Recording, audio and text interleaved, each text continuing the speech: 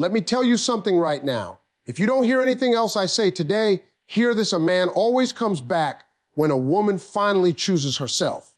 See, the thing is, most men don't really understand what they've got until she's no longer begging him to notice, until she stops texting 3 times, until she stops showing up when he doesn't deserve her time. Choosing yourself first always isn't about being selfish. It's about being whole. It's about understanding that your worth doesn't decrease based on someone else's inability to see it. Most people spend so much time chasing validation, approval, affection from other people that they forget they were already valuable before anybody ever clapped for them, before anybody ever called them beautiful, before anybody ever chose them. You were already worthy. And see, the problem is, when you don't choose yourself first, you start letting others write the script of your life. You start letting their treatment of you define your belief in you. You keep giving and giving, hoping one day they'll see how good you are, how loyal you are, how much you're sacrificing. But let me tell you something. People don't respect what you constantly give away for free, especially when it's your time, your peace, and your heart. When you choose yourself first, you stop auditioning for roles in people's lives where they haven't even decided to play yet. You stop sitting on the bench waiting for your turn to be seen, waiting for someone to realize how amazing you are. Nah, you step off that bench. You get up, you fix your crown. You understand that you are the table, not just a seat at somebody else's table. You are the whole damn table. And this isn't just about relationships. It's about how you carry yourself. It's how you wake up in the morning and speak to yourself. It's what you allow, what you tolerate, and what you entertain. Choosing yourself means you don't settle for half-hearted love, half-done promises, or inconsistent effort. It means if somebody can't love you out loud, they don't get to love you at all. You can't pour from an empty cup. But what some of y'all do is keep pouring and pouring and pouring, hoping someone will notice how dry your soul is getting, hoping someone will turn around and say, "Hey, you okay?" But when you choose yourself, you don't wait for that question. You take a step back, you fill your own cup, and you let the overflow bless whoever deserves it. Because not everybody deserves access to you. Not everybody deserves your light, your energy, your softness. Choosing yourself means setting boundaries that may disappoint others, but will protect you. And yes, some people won't like the new you. Some people will call it attitude. They'll call it pride. But that's only because they were benefiting from the version of you that didn't know better. They liked you better when you were saying yes all the time, when you were ignoring red flags, when you were shrinking to make them comfortable. But you're not doing that anymore. You're standing tall now. You know who you are. You don't beg to be chosen. You are the choice. You don't need someone to complete you. You're already whole. And if someone walks away, that's fine. You're not chasing after nobody who's comfortable losing you. You're not trying to convince anybody that you're enough. You already know you are. And when you really start choosing yourself, your standards change. Your peace becomes non-negotiable. You don't even entertain certain conversations because you know what they lead to. You don't respond to drama. You don't engage with confusion. If love doesn't come with clarity, consistency, and respect, you don't want it. Not because you're cold, but because you've learned. Because growth taught you that you deserve more than just crumbs of affection thrown your way when it's convenient for someone else. You've been through too much, survived too much, healed from too much to go back to people and patterns that don't serve you. So you choose you. First, always. Even if it means being alone for a season. Even if it means walking away from something you wanted. Because what you refuse to do is betray yourself to keep someone else happy. You're not shrinking. You're not settling. You're not silencing your voice just to be liked. You are finally honoring your heart. You are finally protecting your peace. You are finally saying, I matter too. Silence is louder than begging. See, there comes a point where words just lose their power. You've talked, you've explained, you've pleaded, you've broken yourself down into bite-sized pieces hoping someone would finally understand you. You've repeated yourself so many times, your own voice started to sound like noise. But what they don't realize is the moment you stop talking, that's the moment the real shift begins. That's when your silence speaks the truth your words never could.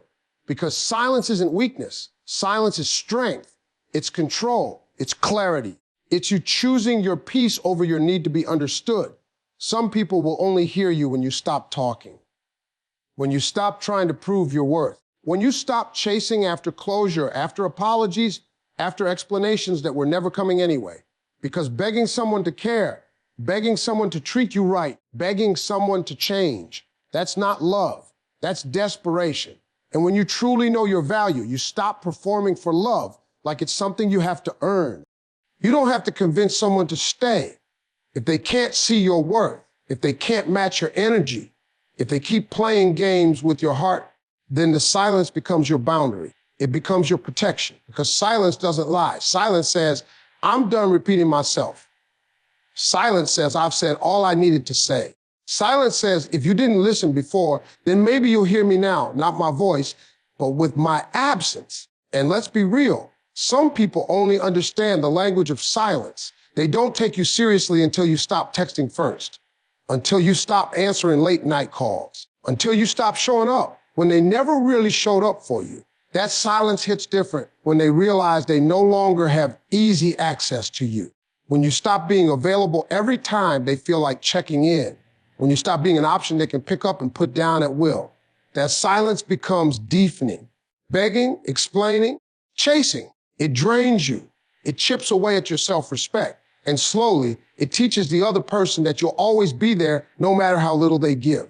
But when you go quiet, you flip the script. Now they're the ones wondering what changed.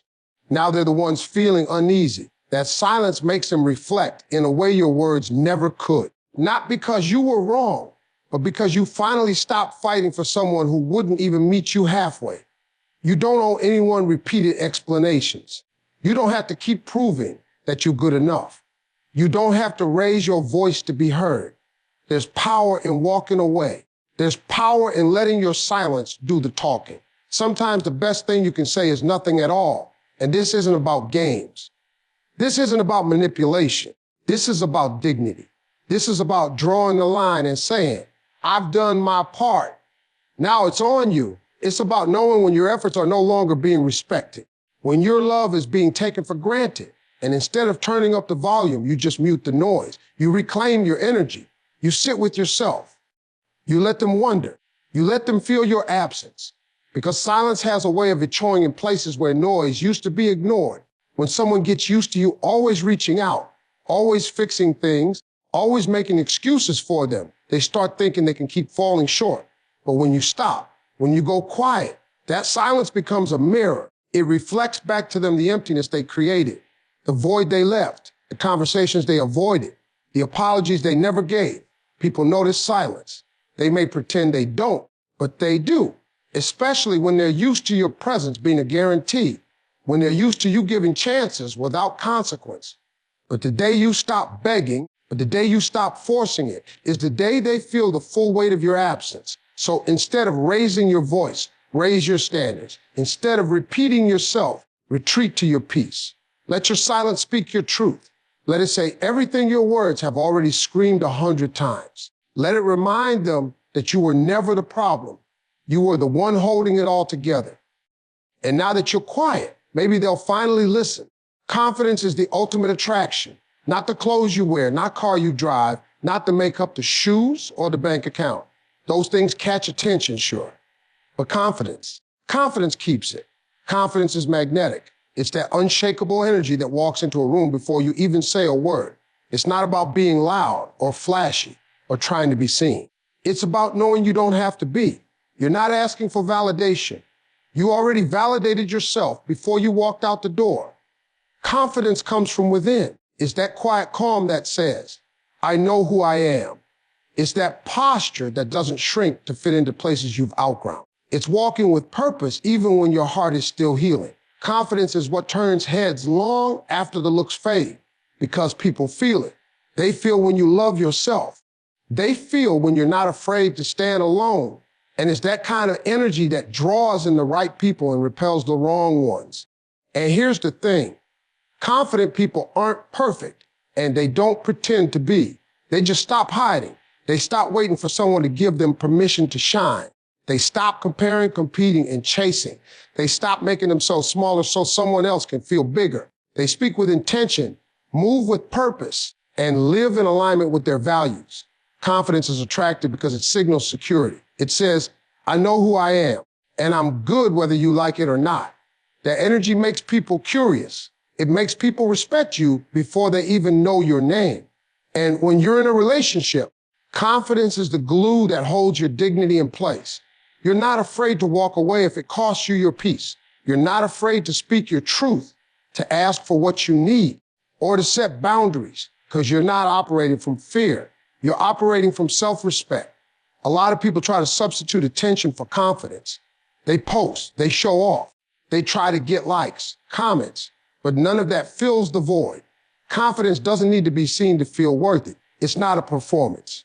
It's a decision to love yourself, to show up fully, to stop waiting for someone to choose you, because you already chose you. You already declared yourself enough. You already decided that you don't need permission to take up space. And that's why confidence is the ultimate attraction. It's not something you wear. It's something you become. It's how you move, how you speak, how you love yourself even when no one's watching. It's the fire inside you that can't be dimmed, not by rejection, not by failure, not by loneliness, because it doesn't come from outside. It comes from within. Peace is your power. Protect it. Not everybody deserves access to your life, your energy, your spirit. You learned it the hard way. You learn it after giving people chance after chance, after letting cars live rent free in your space, after thinking you could fix broken people by breaking yourself in the process. But one day you wake up and realize peace isn't a luxury, it's a necessity. It's not something you stumble into, it's something you build, protect, and choose every single day. When you protect your peace, you stop reacting to every little thing. You stop getting pulled into drama that doesn't belong to you. You stop explaining yourself to people who already made up their minds about you. You stop entertaining folks who come around just to drain your spirit and never pour anything back into you. That kind of energy, it's expensive. It costs you your sleep, your focus, your clarity, and your growth. And that's a price you should never be willing to pay.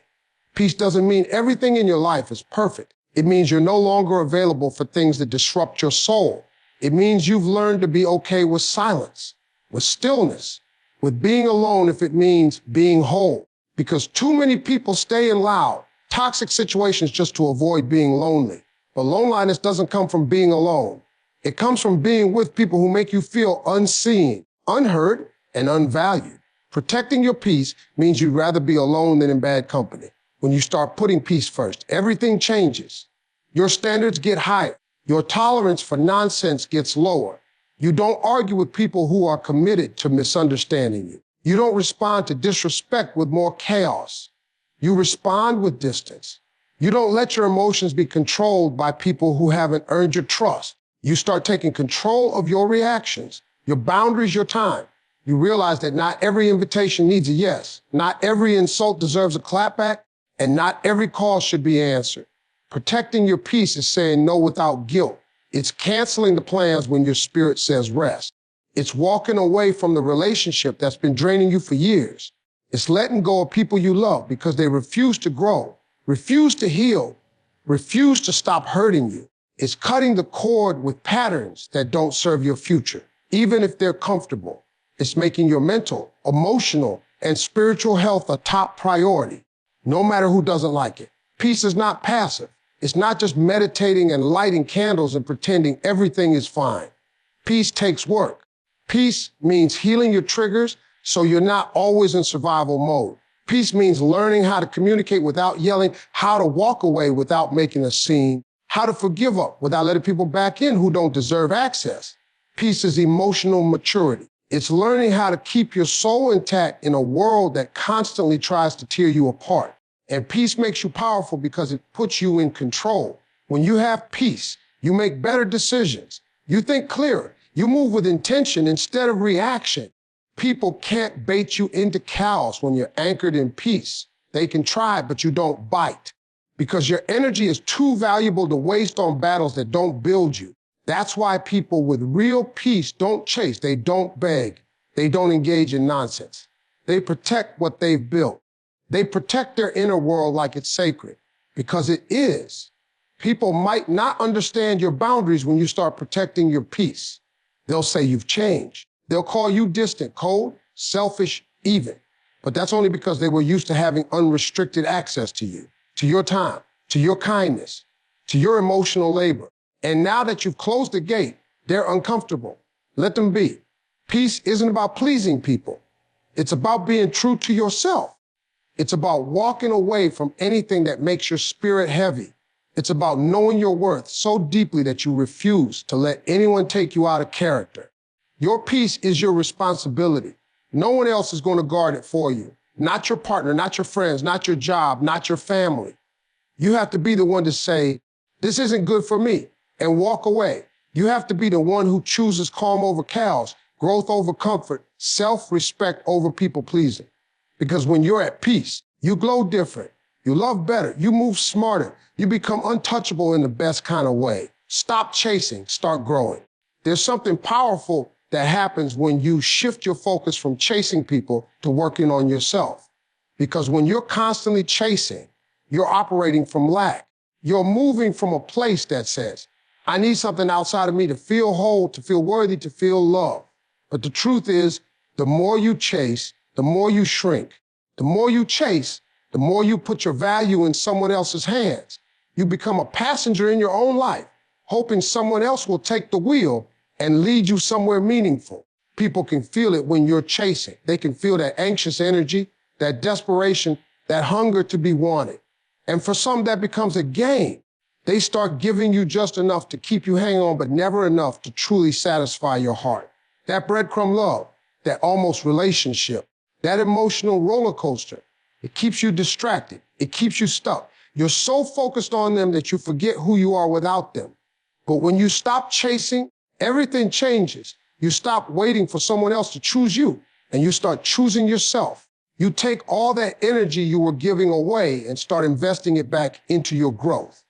You pick up the pieces of yourself you lost trying to be what someone else needed. You reconnect with your purpose.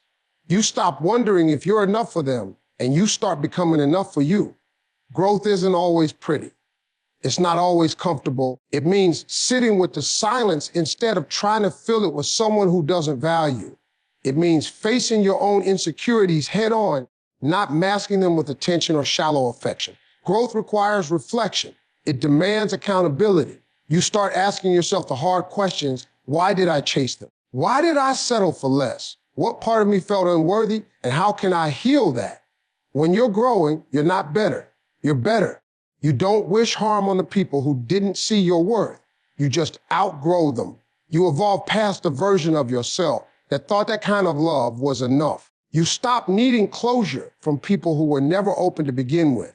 You realize the real closure comes when you decide that your peace is more important than their presence, that your growth is more valuable than their validation.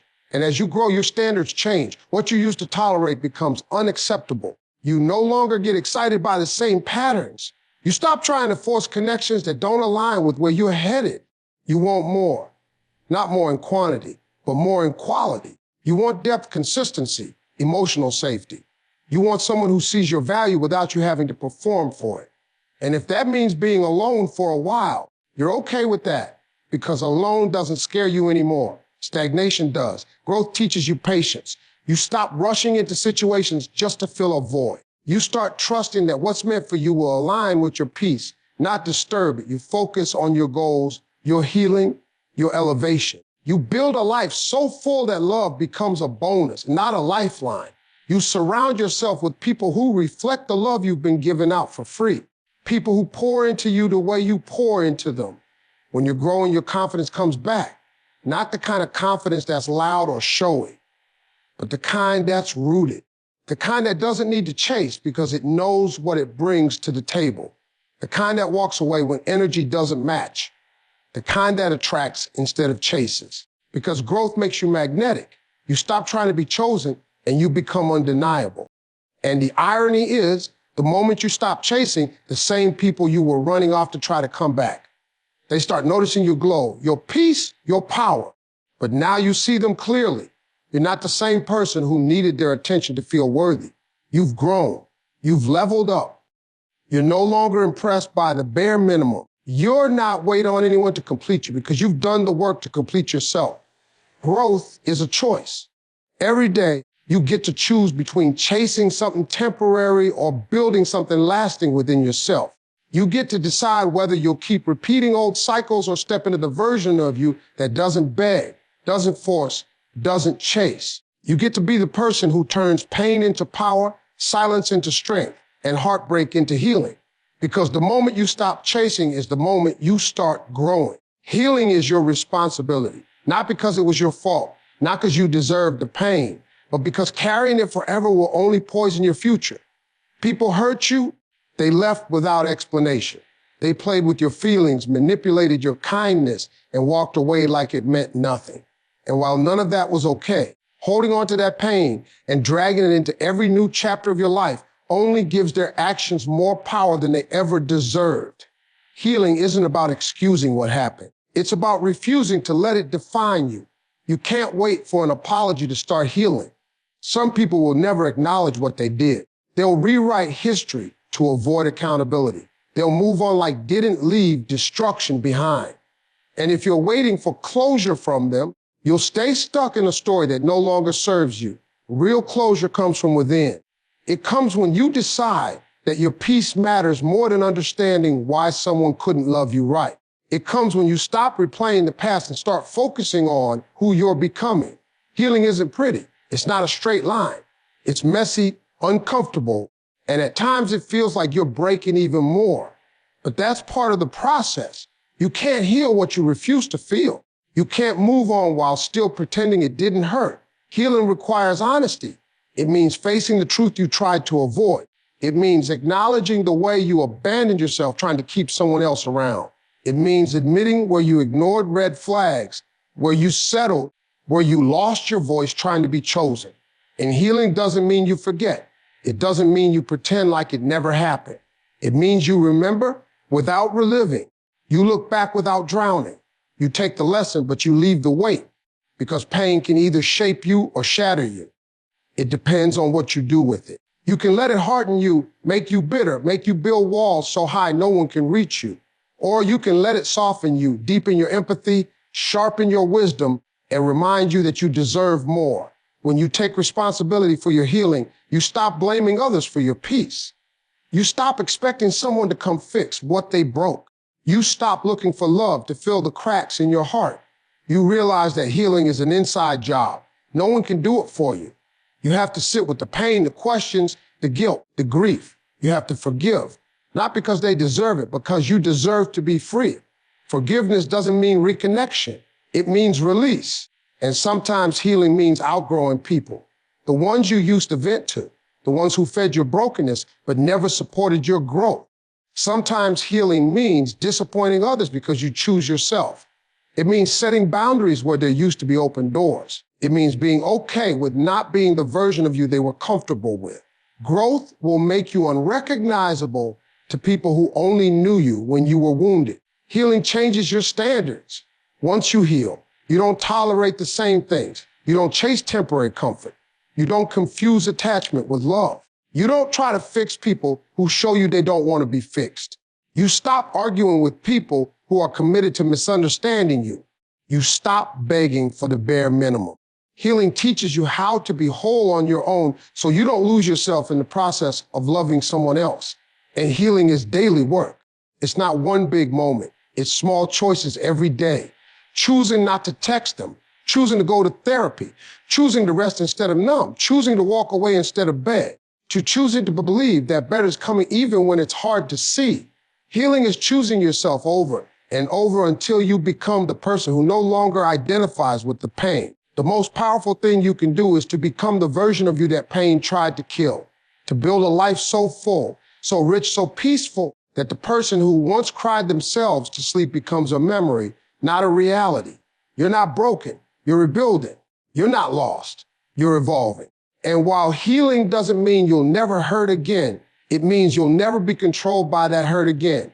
Taking responsibility for your healing is the first step toward freedom, peace, and the love you truly deserve.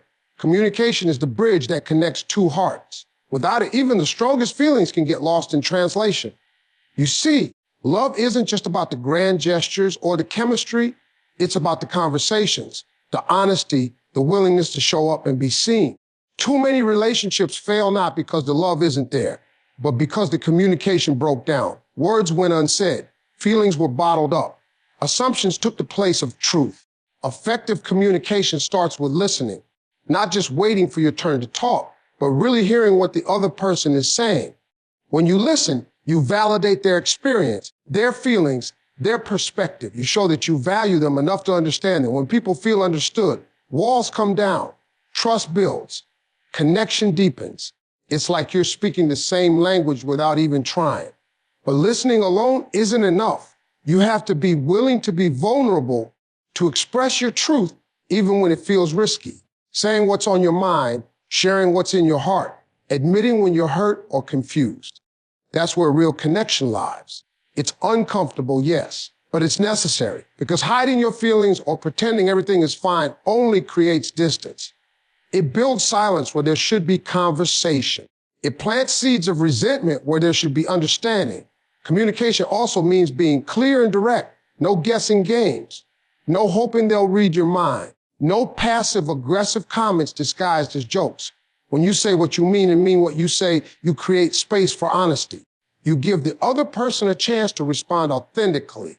And that's how you solve problems before they become crises. That's how you keep the relationship healthy. Emotions run high in relationships. That's natural. But communication teaches you how to manage those emotions without letting them destroy what you're building. It teaches you how to disagree without disrespect, how to say I'm hurt without blaming, how to ask for what you need without demanding. When you communicate with respect and patience, even the hardest conversations become opportunities for growth. It's also important to recognize that communication isn't just about words. It's about actions too. How you show up consistently, how you honor your promises, how you listen with your body as much as your ears. Sometimes love speaks loudest in silence, in the way you hold space, in the way you make time, in the way you prioritize the relationship. Actions build trust when words fall short. Many people avoid difficult conversations because they fear conflict or rejection. But avoiding communication creates bigger problems down the line. Issues pile up, resentments fester, distance grows. It's like trying to fix a leak by ignoring it. It won't go away on its own. The only way to heal and grow is to address what's real, even when it hurts. Because communication is not just about talking. It's about understanding and being understood. When communication flows freely, it changes the dynamic of the relationship. It turns me vs you into us against the problem. It creates a partnership where both people feel safe to be themselves. It fosters respect, intimacy, and commitment. And when you have that kind of communication, men don't run, they stay, because they feel valued, heard, and loved for exactly who they are. Good communication also means knowing when to listen to your own voice. You have to be honest with yourself about what you want, what you won't tolerate, and what you need to feel safe and respected. You have to communicate those boundaries clearly. When you don't, you risk losing yourself trying to keep the peace. And no relationship is worth sacrificing your self-respect. Learning to communicate effectively takes practice and patience. It means learning to pause before reacting, to choose your words carefully, to ask questions instead of making assumptions, to apologize when you're wrong, to forgive when you're hurt. It's a lifelong skill, but one that pays off in every area of life, not just romantic relationships. When you master communication, you master connection. Communication is the lifeline that keeps love alive. Without it, love can't grow. It withers. So if you want a man to stay, if you want a relationship that lasts, if you want a love that's real, start with your words. Start with your willingness to listen, to be honest, to be patient. Because when communication flows, hearts stay open, trust deepens, and love becomes something you build together every day. At the end of the day, love isn't about chasing, begging, or convincing anyone to stay. It's about knowing your worth, protecting your peace, and showing up whole. When you focus on growing, healing, and communicating with truth and strength, the right person will recognize your value without needing persuasion. Your men return not because you chased, but because you became a woman rooted in confidence, clarity, and calm. Let your energy speak louder than your words. Let your standards filter what you accept. When you do this, you don't just attract love. You attract the kind that's built to last.